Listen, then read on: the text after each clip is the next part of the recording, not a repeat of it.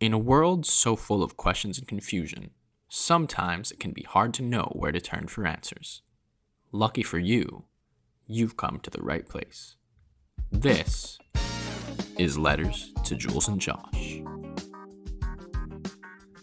Welcome back to the show, folks. Did you miss us?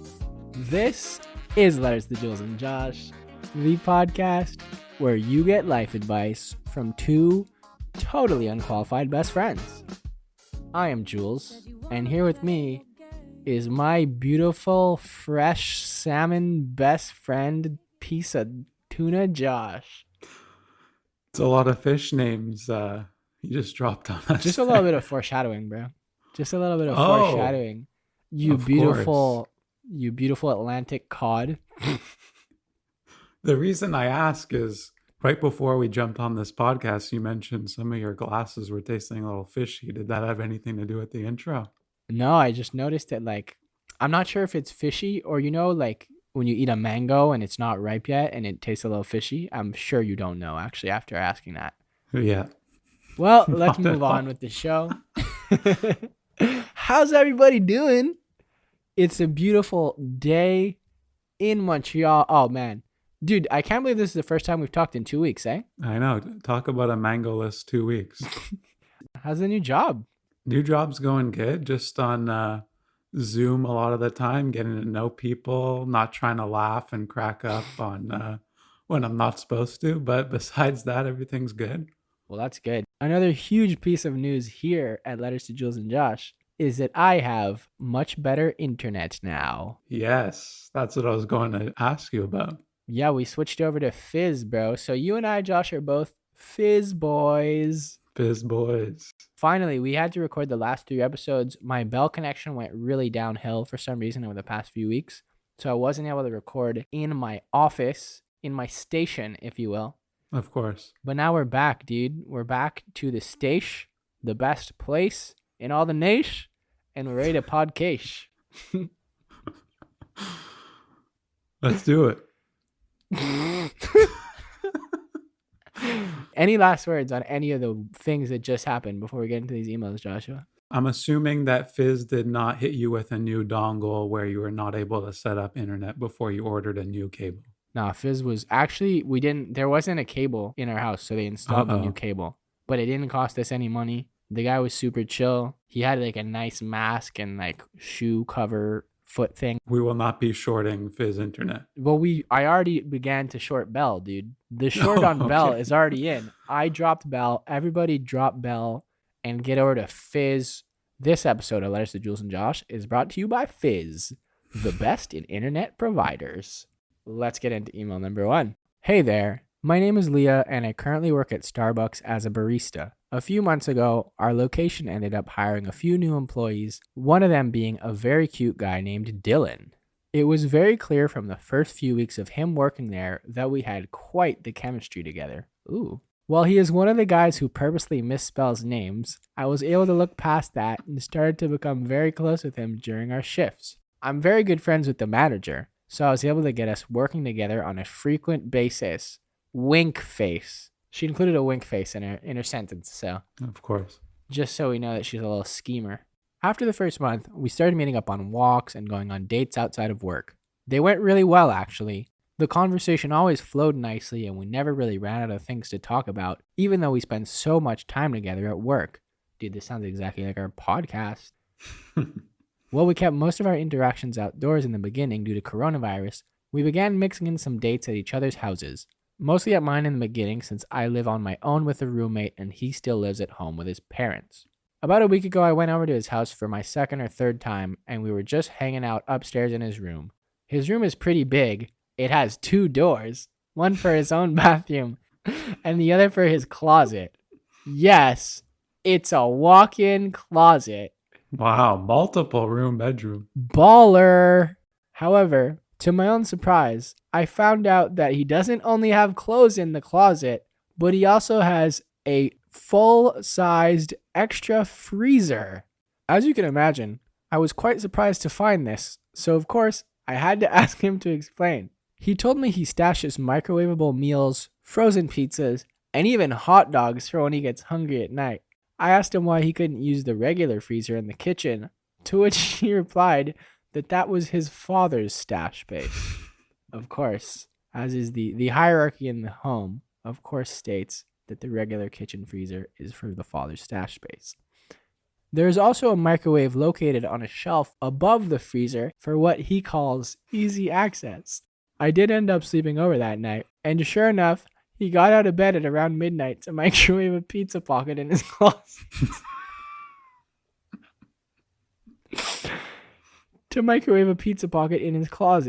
I just laid there a little in shock, but didn't mention anything. He's a very healthy looking individual.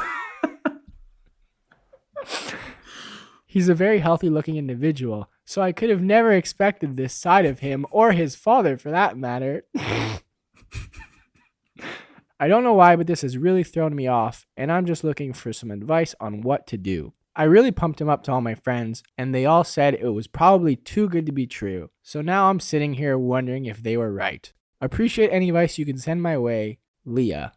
Wow, Leah, this is good, man. That was funny. This is a good welcome back after a week off email, eh? Of course. The man is perfect, but he's got a fridge in his closet.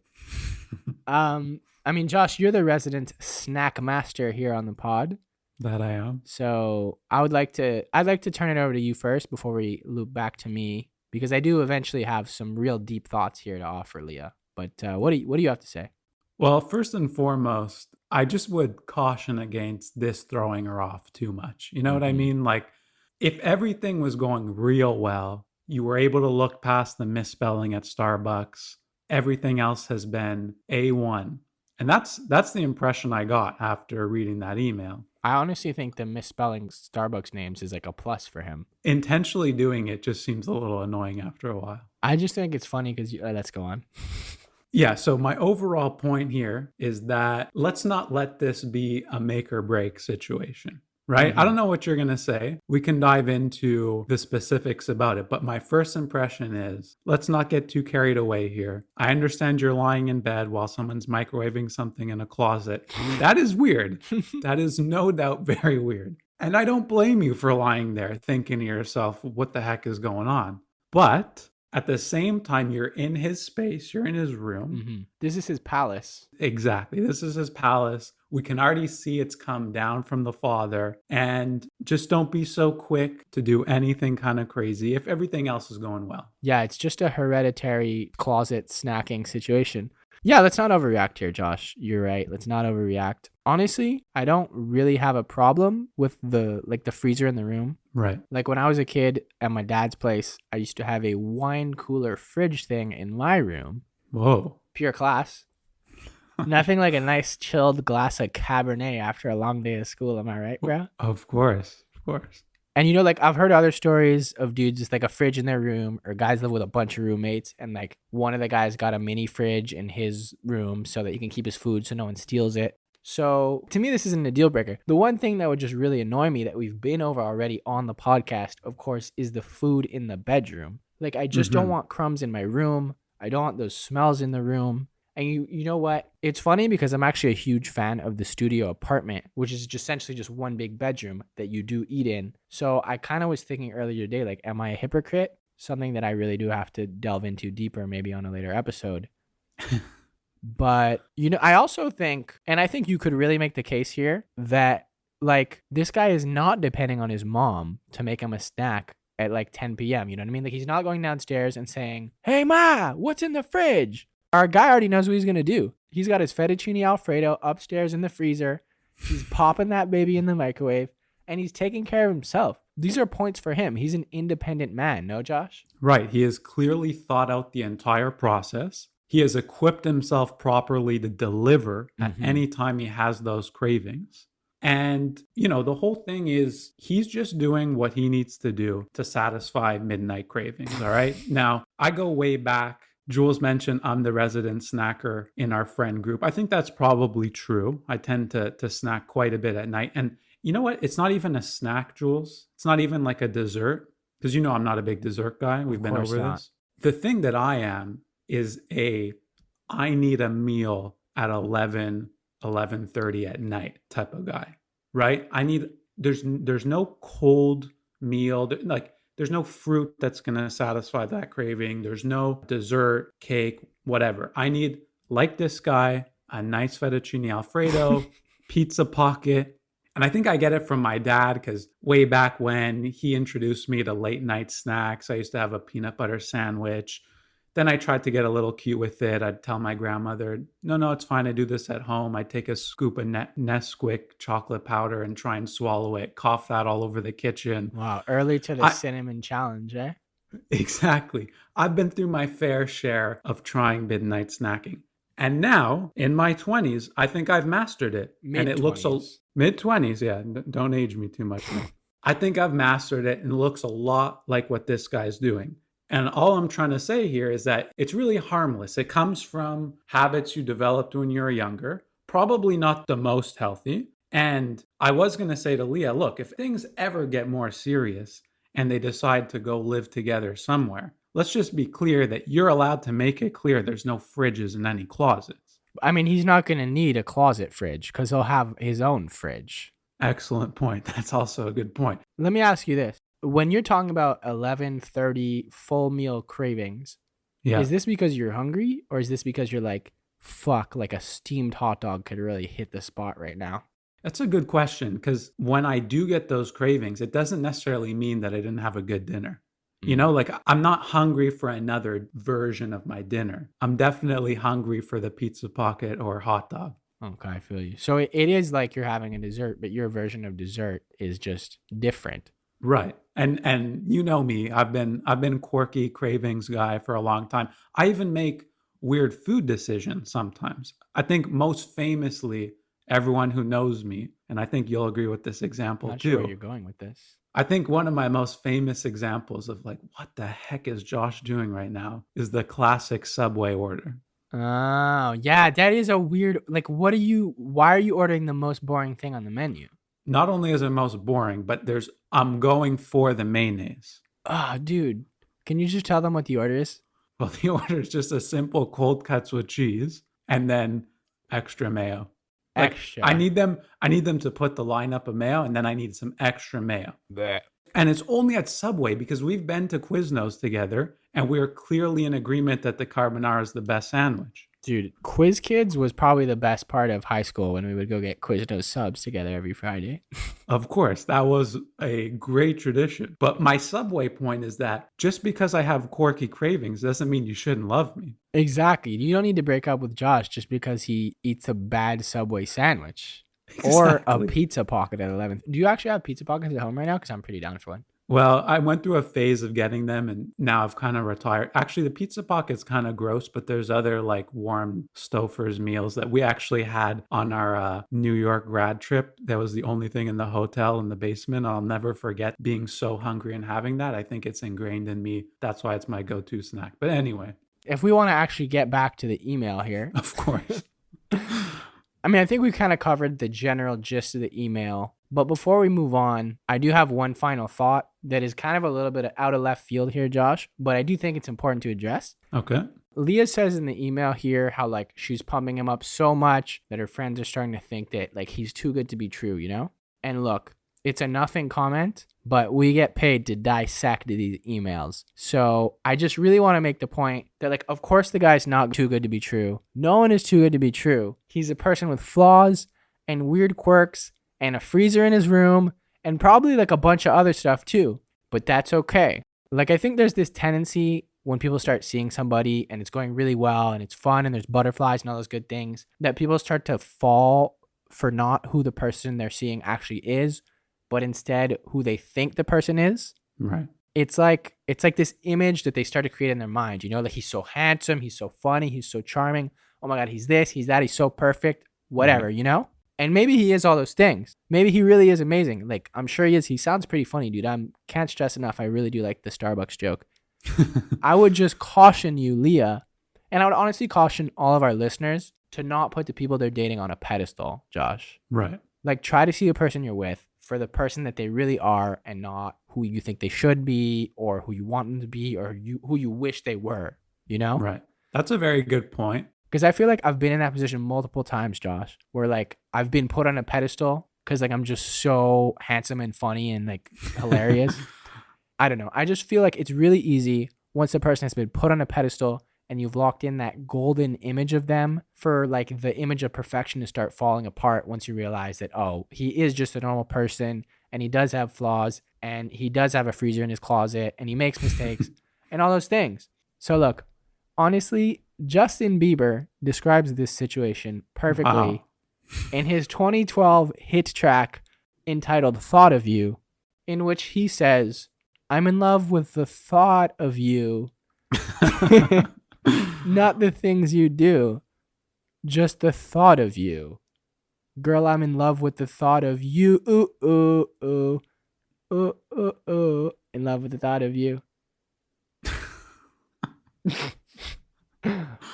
So yeah, let's just be careful not to idolize our lovers, no matter how good their podcasts are. No, Josh? Yeah. You make a very good point, and great job on getting Justin Bieber and a 2012 song on to our podcast. Extremely good work by you. Always there to get all the pop culture references in. So I do appreciate that. But no, you make a good point. It's easy when you build someone up to then let the negative start to pull that person down in your mind. Then you might get a little self-conscious about it with your friends. So you make a good point. However, you can take my approach, Jules. As you know, I like to set the bar extremely low, make fun of myself, bring myself down in the hopes that I don't scare said person away. And then I impress them that I'm not a total loser. Well, I mean, look, that's a discussion for another day, but the hope is that that doesn't happen. Don't show them how amazing you really are. Show them all the bad things about you and then gradually add in things that are good. Exactly. There's only one way with me, and it's up. Yeah, baby. And the only way up for this advice segment is to stop because we've really run out of things to tell you, Leah. But thanks a lot for your email. I hope we helped. Yeah. I hope so too. Love you. No. Okay, email number 2. And it goes like this. Hi, Jules and Josh. Big fan of the show, and after hearing episode 9, I decided it was time for me to come to you with my own pet-related drama. My name's Abigail, and I live with my roommate, Jenny. We've been living together for 2 years now, and we're not best friends or anything, but we definitely hang out and get along quite well. At the beginning of the pandemic, Jenny got a fish because she was super bored and felt like she needed a hobby. It's a beta fish named Marlin. More of an alpha guy. She always kept it in her room, but she did take good care of it and seemed like she really did like the fish. I wasn't really interested in it because it's just a simple beta, but I wasn't complaining. It didn't smell bad or anything. I wonder what your cups smell like in her house. Around October, Jenny started seeing this new guy she met in virtual class. She got really into him really fast, and all of a sudden she was spending like 5, 6, 7 nights a week at his place. Obviously, someone had to take care of Marlin, so I became in charge of that matter. At first, I was just cleaning his tank and feeding him, but after about a month or so, I started to feel bad that he wasn't getting enough stimulation and interaction, so I started to give him more attention and playing with him a little bit every day, and he seemed like he really enjoyed it. Next thing you know, I was studying in Jenny's room to be with Marlin and even moved his tank into the living room so that I wouldn't be invading Jenny's space and could still spend time with the fish. The whole time I was bonding with the fish, Jenny was super bonding with her man, Ayo. And now like 6, 7 months after meeting him, she is going to move in with him and plans to take Marlin with her. My friends, we cannot let this happen. Marlin has been such good company for me throughout this pandemic. I love studying beside him, playing with him, and I even talk to him and tell him what's going on in my life. It's like having my own personal fishy therapist. A therafish, one might say, Josh. I know I could get another fish, but I have really bonded with this one, and I don't want to see him go. My question really is, how do I approach convincing Jenny to let me keep the fish? She has paid for the tank and all the food and all the fish products all this time, even when she's been over at her boyfriend's. So I kind of feel bad asking her to just give me the fish. So should I offer to buy it from her? I don't know. I'm kind of weird at serious social interactions like this, but I really do need to convince her to let me keep Marlin. I'm not sure how I'd do the rest of this pandemic without him. Am I being a weirdo? Please let me know if I am. Thanks for hanging me out, friends. Abby. Okay, Abby. All right. We can work with this one. First thing first, Josh, are you a pandemic guy or no? I would say no, but I can see why she's putting it since her roommate's name is Jenny. Oh, you think it's that? I've heard pandemic in other contexts too. Have you not? I have, yeah. I think it's kind of fun. So, Josh, initial reactions, please. Initial reactions. Well, get ready for this, Jules. Ooh. Put in your podcast seatbelts because I'm here to tell you we are officially rolling out the letters to Jules and Josh. Pet ownership transfer due to negligence as a result of a new love interest. Storming of the cap. No, I'm just kidding. Good one, bro. It is officially Abby's fish, and there's not even a question in my mind. Ladies and gentlemen, you cannot leave a fish to its own devices for the better part of a month, let alone 7 to 8 months, and expect to retain ownership of said fish, even if it's a beta. True. Even if it's just a fucking beta. Even if it's a little Nemo fish. Nemos are pretty hype. A beta Nemo is a clownfish, Josh. Right. So slow down. I really like Nemo. So I'll let you get into your thoughts in a second, but I just want to make it very clear that this fish would have been dead by now. You cannot expect someone to be a fish caregiver while you run off with your lover and do whatever you want during the pandemic and expect at the end of it all that you will retain ownership of that fish. Shame on you. Yeah, you can't have your fish and eat it too, lady. I honestly think that's a really good point, dude. Because like if it was a dog, I think honestly, what are the rules for claiming someone else's home? Because if you leave someone in your house for 5 to 7 months and never return, I'm pretty sure it is now that person's property, no? Yes, I believe that is the way the letters to Jules and Josh squatting rules work. Isn't that straight up squatting law? Any lawyers, please slide in our DMs and explain us that. Yeah. I think you make a super good point. I hadn't even thought of that, but that is such a good point. Absolutely, you're right. The fish is yours already. You've earned this fish through sheer hard work, 90% sweat, 100% fish care, and it's all yours. Josh, let's end the episode right here. Thank you. I finally get a good piece of advice in after a few weeks of rustiness. Thank you for your email. No, honestly, I think Josh really has the strongest point that's ever been made on this episode.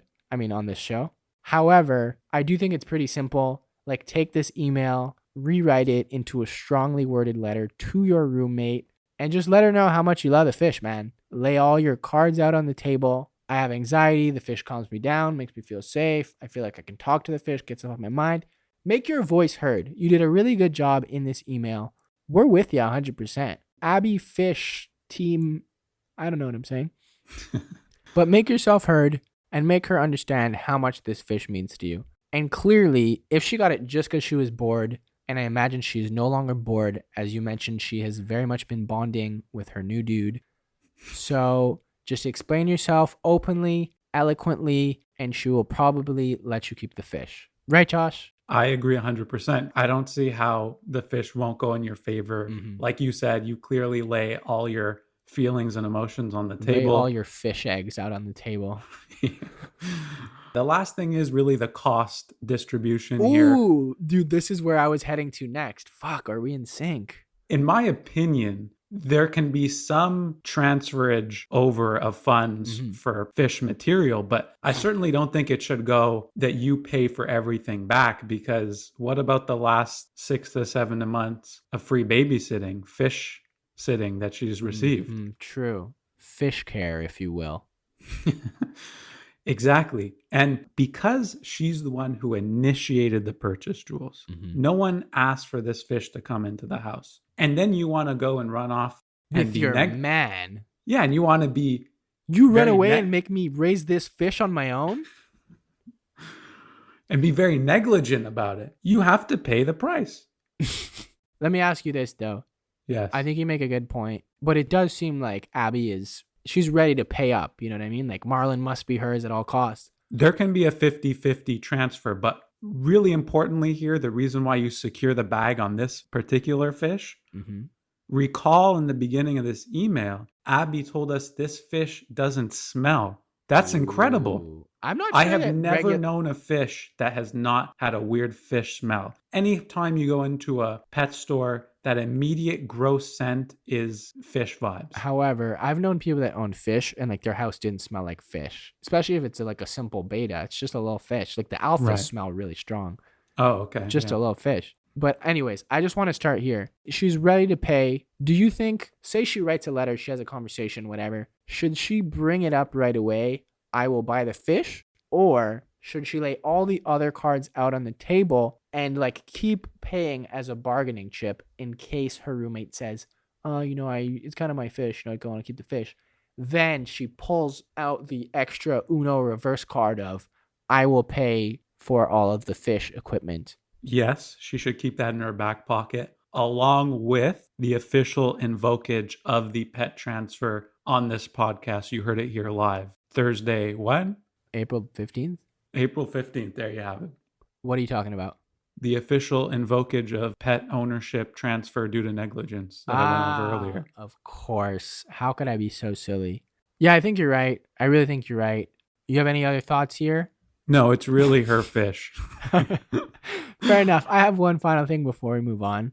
Abby, I don't know if you've seen Guillermo del Toro's Oscar-winning film, The Shape of Water, but earlier we did the whole like don't idolize your boyfriends thing. Don't fuck your fish. Thank you for your email.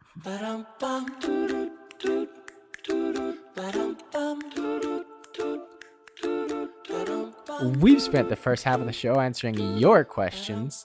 Now it's time to answer ours on our bi-weekly, world-famous, listened to in over 25 countries segment, The Question of the Week.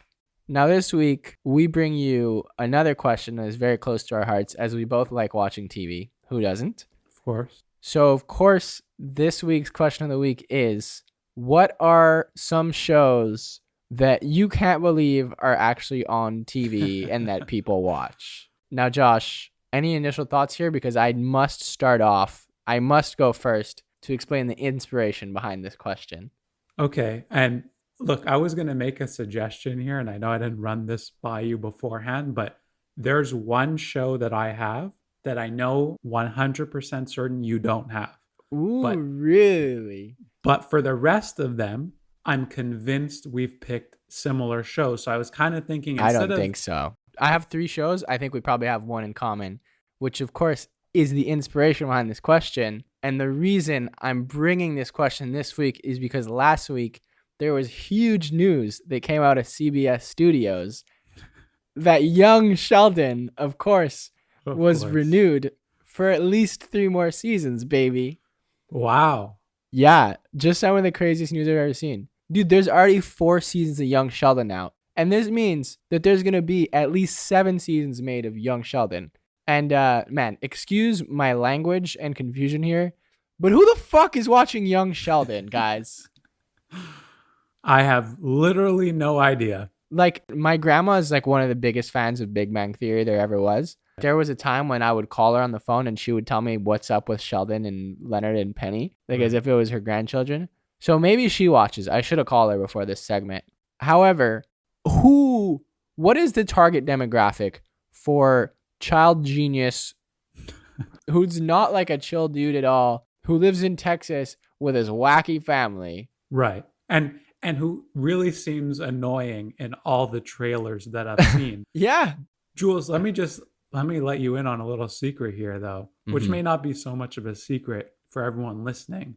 Apparently, and you referenced it, and we all know Young Sheldon is a spinoff of Big Bang Theory, but Big Bang Theory ranks number 1 in shows loved by certain amounts of people, but also hated by so many others. I freaking hate that show. There was at least a season or 2 where it was a bit of a novelty and I could kind of get into it. Yeah, when we were like 12, it was like, ooh, Big Bang Theory. Right. A few of those jokes were kind of funny, and then you just kind of realize, okay, it's the same thing for 7 more seasons. I'm not going to bother. There's 12 seasons of Big Bang Theory, dude. But to then think they got away with spinning off young Sheldon. Not only did they spin off young Sheldon, because I have news for you coming up on my second show here. Oh boy. Okay, now my next one here, Josh, looks like it might actually be canceled. When I Googled it, the first thing that came up was like a save this show, vote now to save this show, like poll on a website. So things are not going well.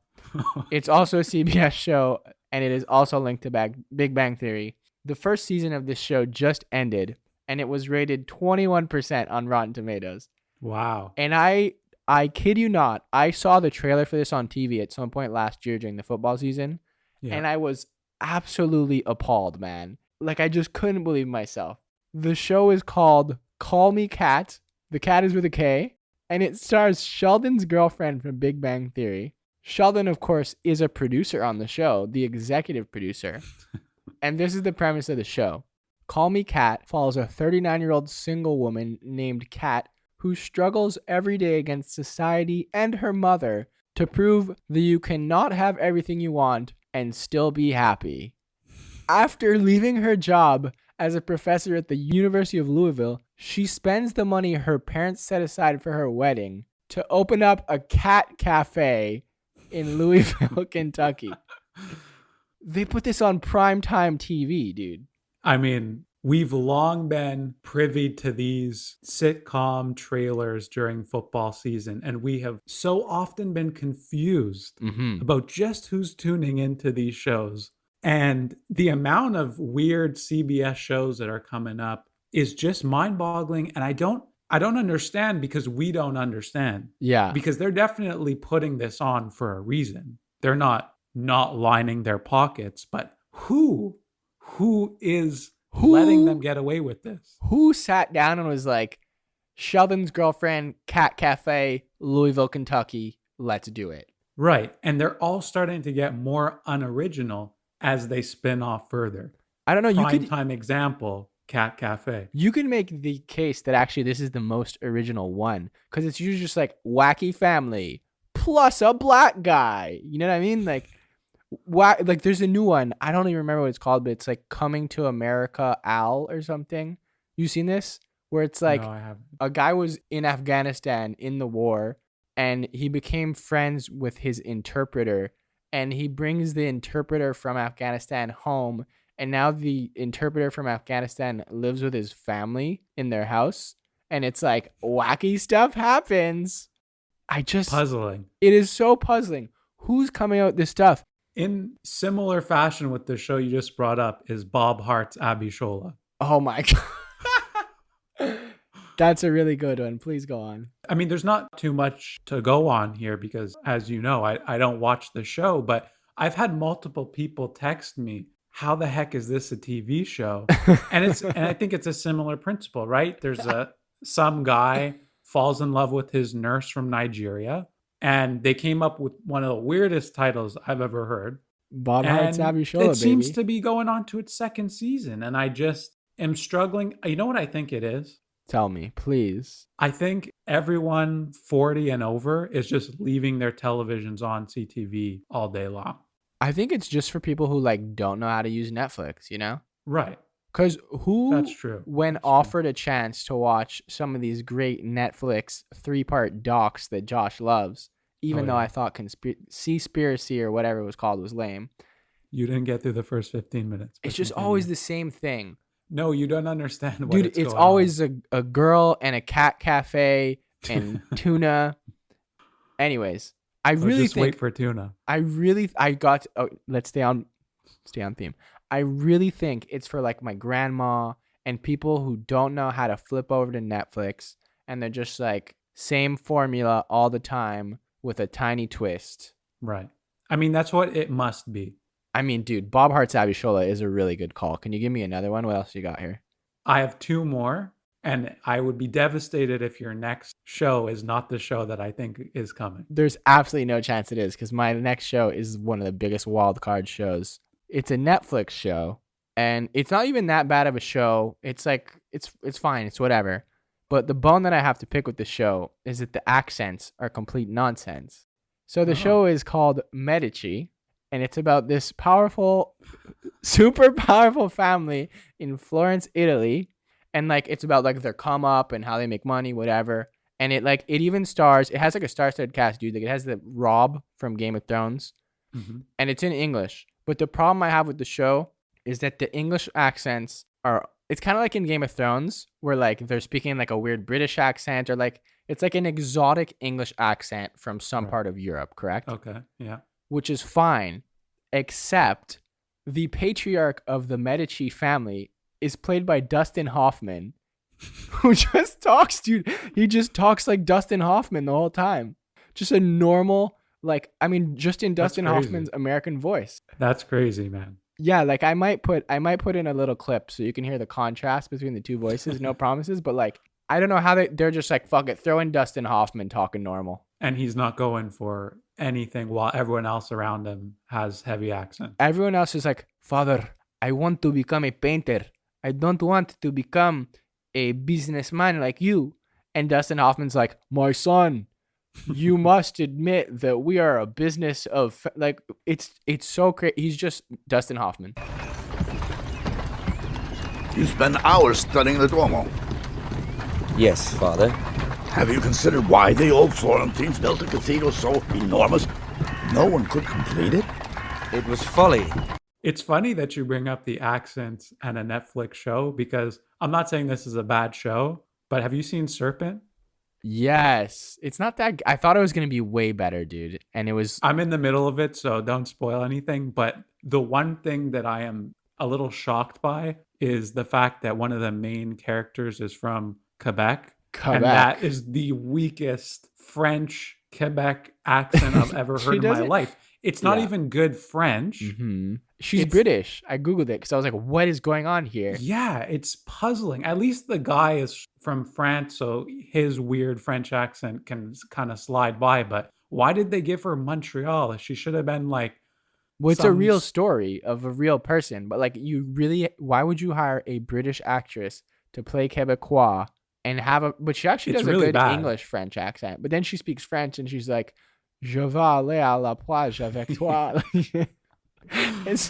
Let's not get into that one. That show, though, honestly, I was really hyped about, and it's really not very good. I finished episode 7 like 4 days ago, and there's one episode left, and I'm just like, meh, not sure if I want to finish this.